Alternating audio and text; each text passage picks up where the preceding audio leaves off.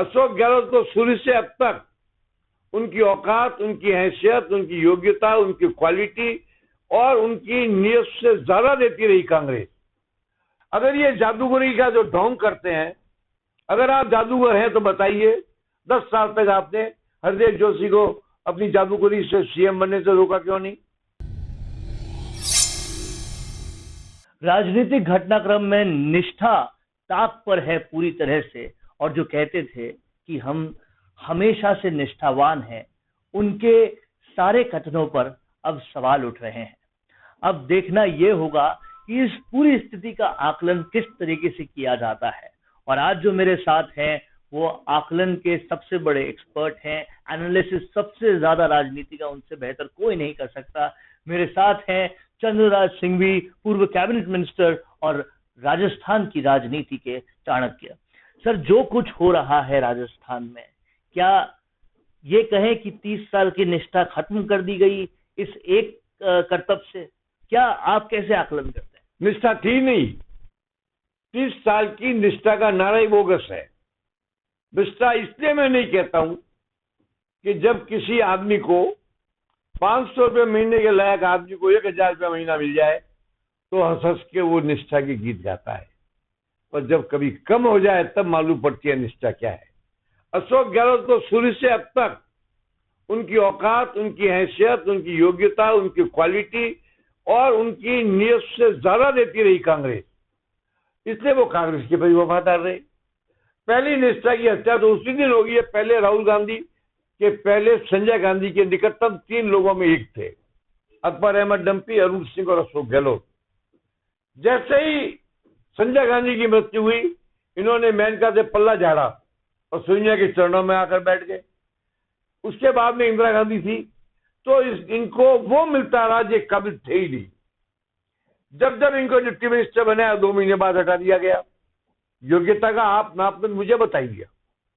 उसके बाद में ये 98 तक कुछ भी नहीं बने। अगर ये जादूगरी का जो ढोंग करते हैं, अगर आप जादूगर हैं तो बताइए 10 साल तक आपने हरदीप जोशी को अपनी जादूगरी से सीएम बनने से रोका क्यों नहीं? 10 साल तक भगत सिंह शेखावत को सीएम बनने से रोका क्यों नहीं? 10 साल तक वसुंधरा जी सीएम रही, आपने रोका क्यों नहीं?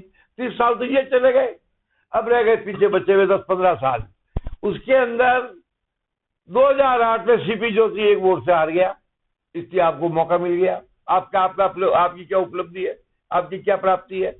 दिग्विजय सिंह ने दोस्ती निभाई, जो आज आपके विरोध में बोल रहे हैं। उसके बाद में इस बार से खंजर लग गया। संजय बनाई सरकार, अहमद पटेल, मुकुल वासनिक और राजनी मेरे इस कमरे में बैठकर, और मैंने तो जो सारी उपलब्धियां थी वो थी सचिन पायलट की। आपका क्या था? तो आपका ये कहना कि हमें आप पावर में रहेगा, मुझे बताइए ना आपकी पावर में कितने दिन की लाइफ है। अब जब जैसे ही मौका आ गया मुख्यमंत्री पद की लड़ाई का और लगा कि आधा कमान सचिन पायलट को बनाएगा, तो ऑब्जर्वरों के साथ में क्या हुआ? क्या गद्दारी हुई? तो अपने आप को खुददार कहना और अपने आप को खुददार साबित करने में बहुत फर्क है। इस बार जो उन्होंने अब गलतियां मांगी, सोनिया के चरणों में गए, माफी मांगी, ये अच्छा है। देर आए दुरुस्त आए। I am very happy. Ashok Gehlot ji ने माफी मांगकर अपने लिनन से कुछ कलंक और काले धब्बे मिटाने का प्रयास किया, लेकिन कपड़ा फट जाएगा, धब्बे नहीं मिटेंगे। अब आपका सवाल पैदा हो गया कि आपकी उपलब्धि क्या है, आपको क्या मिलना चाहिए। मैं आपसे बता रहा हूं, गीता में कृष्ण ने कहा है और हर जगह तुलसीदास ने भी कहा है कि कृतज्ञ व्यक्ति की सजा हत्या करने से भी बड़ी है। अनग्रेटफुलनेस की कोई सजा ही नहीं है। जब पूछा गया कृष्ण से इसकी सजा क्या है, तो कृष्ण ने कहा इसकी कोई सजा ही नहीं है। सारे अपराध माफ किए जा सकते हैं, पर कृतज्ञता को कभी माफ नहीं किया जा सकता। इसलिए जो कृतज्ञता सोनिया गांधी के प्रति अशोक जी ने दिखाई है, इसकी तो ईश्वरीय सजा है, राजनीतिक सजा नहीं है। राजनीतिक सजा तो लेन देन और इनसे बराबर हो जाती है, और जो ईश्वरीय सजा मिलती है इस प्रकार के कृतज्ञ कर्म की, उसका पता नहीं लगता कब कहाँ किस रूप में सजा मिल जाएगी। अब सवाल एक बड़ा ये भी उठता है कि जब सचिन पायलट गुड़गांव चले गए थे, तब तो उनको मंत्री पद से हटा दिया और भी सारे पदों से हटा दिया, पावर सारी छीन ली।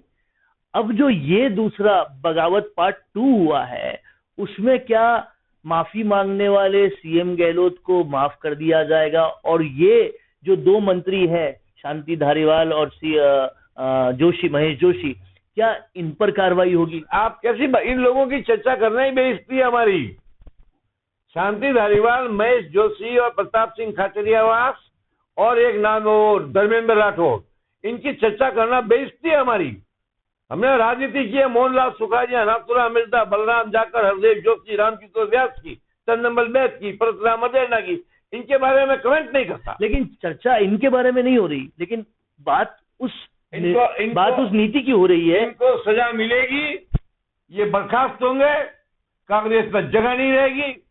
इन्होंने जिस प्रकार से शांति धारीवाल ने बंदर की तरह उछल कर कूद कर जो बकवास की है, इसकी सजा मिली। तो जाहिर सी बात है। अभी एक बात और है, आप जब मैं कृतज्ञता के खिलाफ बोलता हूं तो आपका प्रश्न होना चाहिए कि हमने जीवन में कृतज्ञता निभाई कि नहीं। मैं नाथुराम मिर्जा का कार्यकर्ता था, उनके स्वागत में वो कार्यक्रम किया जो राजस्थान के इतिहास में कभी नहीं हुआ। और जब नाथुराम जी मरे तो उस दिन मुझे गर्व का एहसास हुआ। जब मैं गया वहां पे उनकी अर्थी को कंधा देने, तो अशोक गहलोत कंधा देने आए तो परशुराम जी खड़े थे। उनका गहलोत जी आप इधर आइए, मुझे बोले चंद्रा जी आप कंधा दीजिए। मेरे वो गर्व है इस बात का, मैंने कभी भी कृतज्ञता नहीं छोड़ी। मेरे कालवी साहब के संबंध थे तो कालवी साहब से मैंने मृत्यु तक संबंध निभाए, नाथुराम जी ने मृत्यु तक संबंध निभाए, किसी का साथ छोड़ा नहीं। आदमी वही होता है जो कृतज्ञ होता है, जो कृतज्ञ होता है वो इंसान ही नहीं होता है। अशोक गहलोत को सब सजा मिल सकती, माफ हो सकती है, मंत्री बने रह सकते हैं, पर जो कृतज्ञता का आरोप लगा है उससे वो कभी मुक्त नहीं हो सकते। इसलिए महाभारत के अंदर जब कृष्ण से पूछा गया कि सबसे बड़ा कैरेक्टर कौन था, तो कर्ण का नाम लिया। अपनी मृत्यु देखकर भी कर्ण ने दुर्योधन का साथ नहीं छोड़ा। ये होती है कृतज्ञता। कृतज्ञता थोड़ी कोई वैल्यू चीज है। अशोक गहलोत ने जिंदगी में जो राजनीति में पाया सब खो दिया। आप सत्ता में रह सकते हो पर आप इमेज नहीं सुधार सकते, आप पद पे रह सकते हो पर आपका कद समाप्त हो चुका है। समाप्त कद को वापस उठाना आपके बस में नहीं है। तो यहाँ एक बहुत बड़ी बात कही है कि कद पूरी तरह से अब समाप्त हो चुका है, और जो सजा ईश्वर देगा वो वाकई बड़ी होगी। ये कहना था पूर्व कैबिनेट मंत्री चंद्रराज्य सिंघवी का। इन्होंने साफ तौर पे ये कहा है कि जो मुख्यमंत्री गहलोत ने किया वो माफी योग्य नहीं है। कैमरामैन आशीष के साथ वरुण भंसाली, राजस्थान संवाद के लिए। दोस्तों, हम आपका परिचय करवाना चाहते हैं डिजिटल दुनिया से। जैसा कि आप देख सकते हैं कि पिछले 1 दशक में दुनिया बहुत तेजी से बदल रही है। हर चीज डिजिटल हो रही है, चाहे बिल पेमेंट हो, चाहे और कोई भी पेमेंट, चाहे किसी से पैसा लेना हो या फिर फ्लाइट का टिकट लेना हो, सब कुछ धीरे धीरे डिजिटल हो रहा है। लेकिन क्या आपने कभी सोचा है कि इस डिजिटल की ताकत का प्रयोग करके हम कैसे बड़ा पैसा कमा सकते हैं, जैसा कि फेसबुक, व्हाट्सएप, ट्विटर कमा रहे हैं? डिजिटल में एक शानदार प्लेटफॉर्म फास्ट पे से हम आपका परिचय कराना चाहते हैं, क्योंकि इन सभी सेवाओं का हमें आनंद मिलता है। चाहे पैसे का लेन देन हो, चाहे शॉपिंग, बाजार, टिकट, इन सारी चीजों को करते हुए हम इसकी प्राइम मेंबरशिप अगर ले लेते हैं, जिसे हम फ्री में डाउनलोड कर सकते हैं। लेकिन अगर हम प्राइम मेंबर होते हैं तो हमें अलग से एक सुविधाएं मिलती हैं। प्राइम मेंबरशिप के लिए आप ऐप को डाउनलोड करें, इसकी प्राइम मेंबरशिप लें, ढेर सारी सर्विसेज का लुत्फ उठाएं। फिर चाहे मोबाइल बिल हो, चाहे डीटीएच का बिल हो, चाहे बिजली का बिल हो, या फिर चाहे आप सभी दोस्तों की शॉपिंग खुद कर सकते हैं। अच्छी कंपनी के प्रोडक्ट बेहतरीन दामों में। आप होटलों में फ्री ऑफ कॉस्ट भारत के 70 लोकेशंस के 2014 होटल, जहां फ्री आप स्टे कर सकते हैं 2 रात और 3 दिन। ऐसी बहुत सारी सुविधाएं प्राइम मेंबरशिप के अंतर्गत प्राप्त हो रही हैं। आप गांव का लाभ ले सकते हैं और मार्केटिंग कर सकते हैं। तो देर किस बात की, आज ही ज्वाइन कीजिए फास्ट पे, लिंक डिस्क्रिप्शन में है।